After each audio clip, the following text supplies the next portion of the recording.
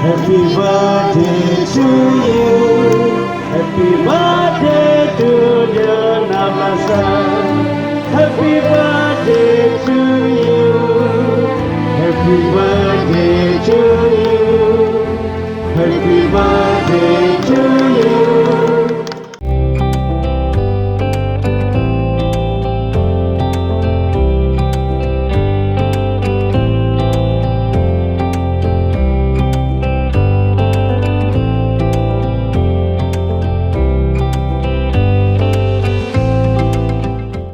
गिबियावनो 64थि D.R Nabla सारनि जोनोम साननि मुङै बयनिसिमबो आंनि गोसो गोरबोनिफ्राय गोजोन गाहाम हामलायनायखौ बावहरनाय थाबाय आरो लोगोसेनो D.R Nabla सारनि गोगो देहा आरो बिथाङा जि जेंनायाव दङ बिनिफ्राय थाबैनो उदां जानांगौनि थाखाय आनान गसाइनि गुरैयाव आरज गाबनाय थाबाय।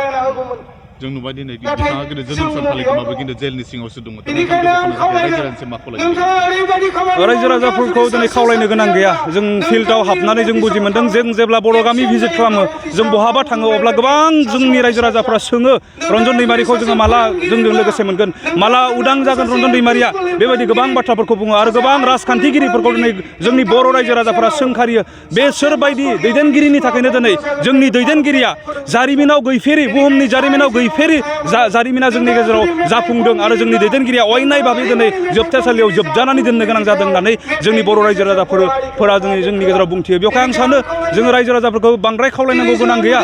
दिनै खावलायनांगौ होननानै बुंब्ला जायफोरा गोहोआव दङ, जायफोरनि आखायाव दिनै राजखान्थियारि गोहो दङ, बिथांमोनखौसो दिनै जों खावलायनांगोन। नोंथांमोना रन्जन दैमारि अर्थात जेसेबांखिनि NDFBफोरा दिनै जोबथेसालियाव दङ बिथांमोनखौ दिहुननायनि मुङाव राजखान्थि दा गेले, गुबुनाव नोंथांमोना राजखान्थि गेले। जायफोरा दिनै राजखान्थियाव दङ बिथांमोनखौसो जों खावलायगोन। नोंथांमोना जोंनि जि सुख'हायै मोनसे जेंना जानानै दङ, बर' रायजो राजाफोरा बयबो हास्थायनाय मोनसे जि लुबैनाय जि मोनसे सिमां दिनै जोबथे जानानै दङ, बेखौ नोंथांमोना उदां खालामनायाव सानहर खामानि मावनांगौ होननानै दिनै जोङो बर' रायजो राजाफोरखौ खावलाया, नाथाय राजखान्थिगिरिफोरखौ जोङो खावलायनो हास्थायो। राजखान्थि हिसाबै थारमाने बिथाङा षड्यन्त्रनि थाखायनो दिनै बिथाङा जेलाव थादों होननानै नोंथाङा सानो नामा? दिनै सिदा बाथ्रा जोङो गोरोबथा माखौ बुङो? थ' हमनानै ला नोंदों आंदों नांलायबाय, जोंनि गेजेराव गोरोबनाय फैनांगौबा आं नोंथांखौ क्षमा होनांगोन, नोंबो आंखौ क्षमा होनांगोन, अब्लासो जोङो गोरोबलायनो हागोन। थ' बेबायदिनो दिनै जोंनि गेजेराव 2020 मायथाइनि 27 जानुवारियावनो गोरोबथाया जालांबाय। थ' भारत हादर आरो NDFB अर्थात बर' हारिनि गेजेराव जि मोनसे गोरोबलायि जोंनि गेजेराव जि मोनसे एना-एनि जादोंमोन, जि मोनसे दावहा जादोंमोन, बे दावहाया दिनै गोरोबनायाव फैबाय। नाथाय बियो 100% गोरोबथायाव दिनै ओंथि गोनां हिसाबै बेरखाङाखै।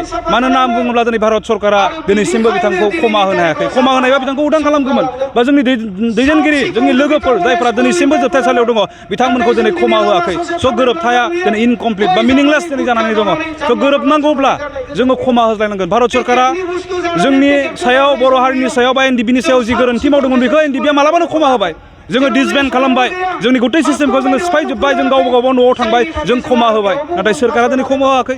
थ' दिनै सोरखारखौ सोर सालायो? जायफोरा राजखान्थिगिरि, जायफोरा गोहोआव दङ, दिनै बिथांमोनानो सोरखारखौ सालायबा हादोरखौ दैदेनो। दिनै बिथांमोननिफ्राय जों क्षमा मोननांगौमोन, मोनाखै। बेवहाय जों सिदायै बुंनो हायो जे जोंनि जि गोरोबथानि उनावबो, जाय गोरोबथाखौ सान्तिनि गोरोबथा होननानै बुंदों, बे गोरोबथानि उनावबो दिनै जोङो रंजानो हायाखै, सान्तिखौ मोनाखै।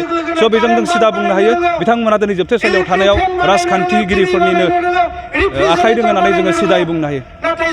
बिथांमोना NDFB फराम हिसाबै दिनै जिहेतु केसनि बेलायाव माबायदि आवगायदों? जोंनिफ्राय जोङो सानहर नाजादों। 2019 मायथाइयावनो रन्जन सारखौ फार्स्ट ट्रेकआव लाबोनानै कनभिक्ट खालामदों। बे समाव जोंहा आफाद दंमोन। लवार कर्टआ कनभिक्ट खालामनाय लोगो लोगोनो जोङो हाइ कर्टआव बिनि केसखौ जुजिनो थाखाय जों सानहरजों खामानि मावदों।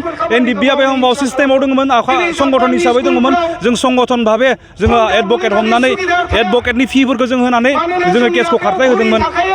खाफाल गाज्रि गोदाव सोरावै हाखु दाखुयै 2020 मायथाइनि 27 जानुवारियाव गोरोबथाया जानानै होबाय, आफादखौ सिफायनो गोनां जाबाय। नाथाय जोङो रन्जन दैमारिजों दैदेनजानाय ग्रुप हिसाबै जों उदालगुरि जिल्लाया जोङो वेलफेयार ससाइटि जों दानानै लादों आरो बे ससाइटिनि गेजेरजों जोङो हाइ कर्टनि एडभकेटनि फि जिखिनि रांखावरि नांगौ जायो जों गासैखौबो बर' गामि गामि लाइजामनि गेजेरजों अनसुंथाइ बिनानै जोङो गुवाहाटि हाइ कर्टखौ जों सलायहोदों। स' बेबायदियै जोङो बिनि केसखौ जोङो हाइ कर्टखौ जों नाजादोंमोन। नाथाय दुखु गोनां बाथ्रा पलिटिकेल बेकिं मोनैनि थाखाय बिथाङा आखबार जोबथेसालियाव थाफाफिननो गोनां जादों। जोंनिफ्राय नाजानाय आरो जुजिनाया दिनै खम जायाखै। जोङो आरो सुप्रिम कर्टआव जोङो नाजागासिनो दङ। फोथायनाय दङ जोंहा दिनै जाय राजखान्थिगिरिफ्रा बिथांखौ जोबनानै माने लाखिनानै दोनदों गोसो खालामबा पावाराव जायफ्रा दङ बिथांमोना सानसेयावनो बरननो हायो बे बाथ्राखौ दोनखोमा जाया बयबो मिन्थियो बेवहाय बिथांमोननिबो अननाय आरो उदां खालामनो थाखाय हसा हसिनो खामानि मावनायखौ जोङो मोनगोन होननानै जोङो फोथायनानै दङ आरो बारग' NDFBआ गोसो होनानै बिथांखौ उदां खालामनो मोनसेबो खामानि गालाङाजासे जों खामानि मावगासिनो दङ। बेराम आजार जानाय सुबुंफोरनि थाखाय इसवार पलिक्लिनिक एन्ड रिसार्च सेन्टारा गोबां खाबुफोर लाबोदों। बे इसवार पलिक्लिनिक एन्ड रिसार्च सेन्टाराव गोबां बेराम जानाय सोखानो हाग्रा मोजां रोंगौथि गोनां डक्टरफोर दं। क'क्राझार सहरनि खारगामि निउ फ्लाइअभारनि साखाथियाव थानाय इसवार पलिक्लिनिक एन्ड रिसार्च सेन्टारा गोबां फेसिलिटिस एबा खाबुफोर फोसावदों। इसवार पलिक्लिनिक एन्ड रिसार्च सेन्टारनि फेसिलिटिफोरानो जाबाय obstetrics and gynaecology, general surgery, orthopaedic surgery, laboratory, ultrasonography, casualty, paediatrics, pathology, pharmacy, laparoscopy surgery, NICU, X-ray आरो इसवार पलिक्लिनिक एन्ड रिसार्च सेन्टारा 24 घन्टा जेब्लाबो खुलायै थागोन।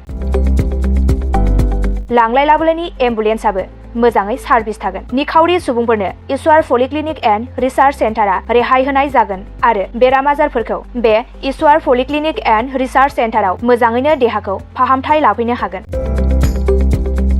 खम बेसेनाव जायखिजाया समावनो अपारेशन खालामनो हानाय जागोन। आबुङै खौरां लाहरनो थाखाय 9395024949 जानबुं नाम्बाराव खौरां लाहरनो हागोन आरो इमेल iswarpoli30june@gmail.com आव जगाजग खालामनो हागोन। नमस्कार, मैं ईश्वर पलिक्लिनिक रिसार्च सेन्टारर सुपारिनटेन्डेन्ट डक्टर CK दैमारीয়ে কৈছোঁ।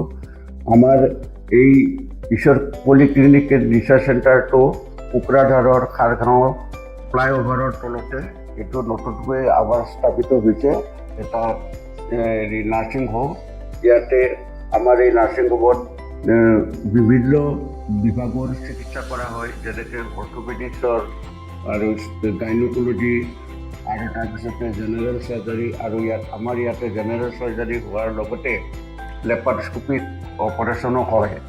আমাৰ ইয়াতে সুবিধা আছে, যেনেকৈ আমাৰ লেবৰেটৰী আছে, এক্স-ৰে, ছ'ন'গ্ৰাফি, এইবিলাক সম্পূৰ্ণ আমি ৰাইজক ছাৰ্ভিচ দিবৰ কাৰণে যুগুতাইছোঁ। ৰাইজ আমাৰ ইয়াতে OPD যিটো মানে বহিৰ্বিভাগৰ ৰোগী চোৱা হয় সেইটো আমাৰ চোৱা হয়। তাৰোপৰি দিনে ৰাতিয়ে আমাৰ ইয়াতে অপাৰেশ্যন কৰা হয়। গোটেইখিনি সুবিধা আপোনালোকে পাব। ইয়াৰ উপৰিও যিসকল লোক আৰ্থিকভাৱে তেওঁলোকৰ দুৰ্বল, তেওঁলোকক আমি ৰেহাই ৰেটত আমি চিকিৎসা কৰিবৰ কাৰণে যত্ন কৰিম।